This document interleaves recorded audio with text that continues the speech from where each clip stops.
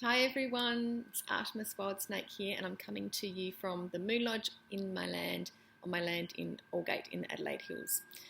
I wanted to touch base with you because we have the Autumn Equinox Women's Circle coming up next Friday, and we spoke a little bit at Lammas, which was 6 weeks ago, but now we're fully into autumn, and I thought you might like to have a bit of an update as to what Autumn Equinox is and why we celebrate it.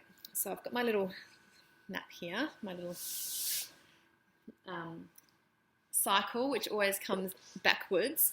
But if we just do a quick revision, we have winter solstice down here and summer solstice at the top. So this is the longest day of the year and this is the shortest day of the year. And then we have spring equinox over here, which is in September, and we have autumn equinox, which is here in March. And these 2 points here represent the day and night to be of equal length. So the day is equal to the night, and that happens both at spring equinox and autumn equinox. At winter solstice, which is the beginning of the cycle for us, we come out of the dark and we rise up and we have a chance to plant seeds of intent that we want to create in our life. But also, as this is spring, we're also planting seeds in our garden. So we're planting all the fruit and vegetables, we're tilling the soil, we're pulling the weeds, and we're planting what we want to have harvest over here.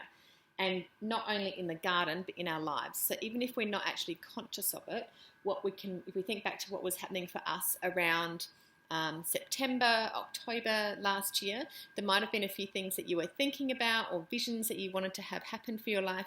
And if you think back to this, if you think now from here, if you think back to this time, you might find that as we're going around the wheel, some of this is starting to come into fruition.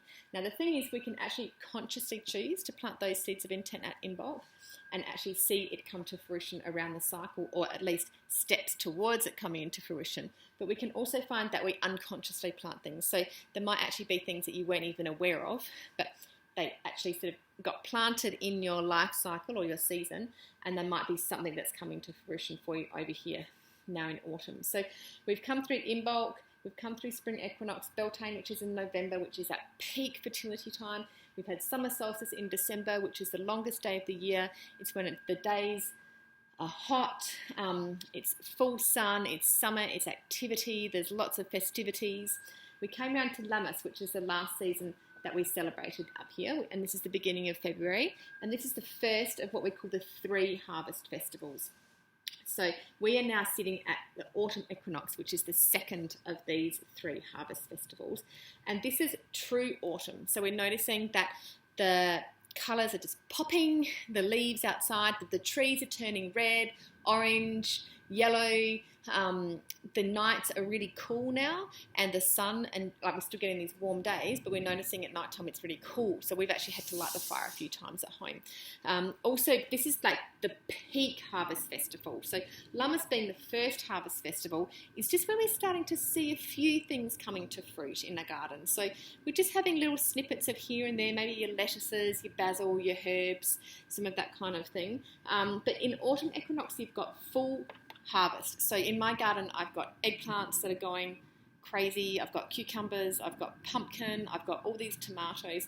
This is the time where everything is fruiting. My apple tree is completely laden. We've been through the plum tree. That's already dropped all its fruit. So this is the time that we're getting a lot of fruit coming in. And traditionally, this was also the time where we would be preserving and looking after that food so that we could get through winter.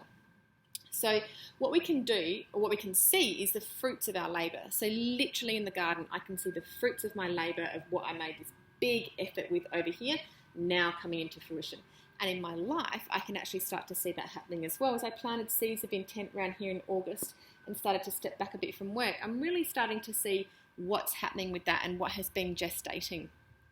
So, and as with autumn, it's not just about what's fruiting, it's about what we need to let go of. So as we look around and we see the trees turning, they're actually preparing for winter. So they're starting to drop, they're turning their leaves, they're starting to drop down, drop all their leaves so that the roots can actually grow and sustain themselves in winter. So we need to be thinking in our life, what do we need to let go of so that in the next cycle over here, we can come to this in a more conscious way and create something else for the next cycle. So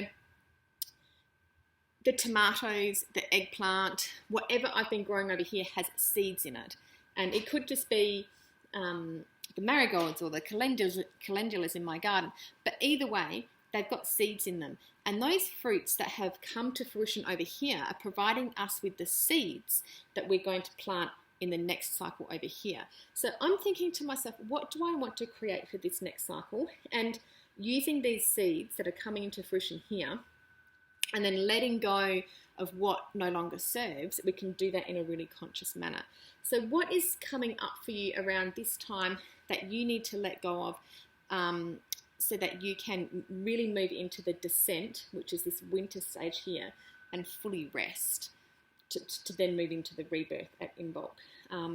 So we're going to be exploring some of these things at Autumn Equinox. This is considered the gateway into the descent of the underworld. So this is considered sort of the underworld where we have those really long nights, cold, short days, and it's really a time of deep rest and deep nourishment. It's not the time where we actually want to go out and be really full of activity. It's when we want to actually come inside, be around the fire, eat hot soup, be stiller. Social activities are often shorter. They're not so outgoing like in summer. So we're coming into this time, really coming down to the third harvest festival, which is Halloween, which we celebrate in May. Not over here in November, which is Beltane, where America celebrates it, because we're in the southern hemisphere, not the northern hemisphere. And this is traditionally the festival that honours the deceased or those who have parted. It's when the veil between the unseen and the seen is very thin, so we can actually communicate more with the deceased and our relatives that have gone on. But for now, we're here, Autumn Equinox. Also, if you were to put the life cycle of a woman on here, this represents the Marga Phase, which is the menopausal woman.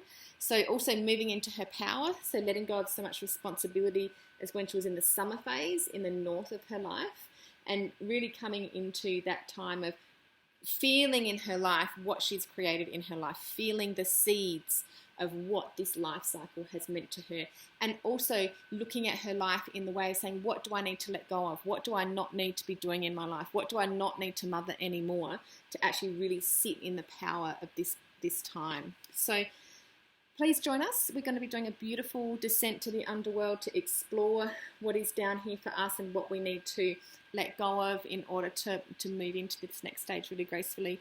We're going to be giving thanks for our harvests and what we have received from this fall cycle, and we're just going to be learning more about this wheel. We'll be connecting, we'll be having a circle as we normally do, and feasting, and I think there may be 4 or 5 places left, so if you'd love to come, we'd love to have you, and the booking link is below in the newsletter, and hopefully we'll see you soon.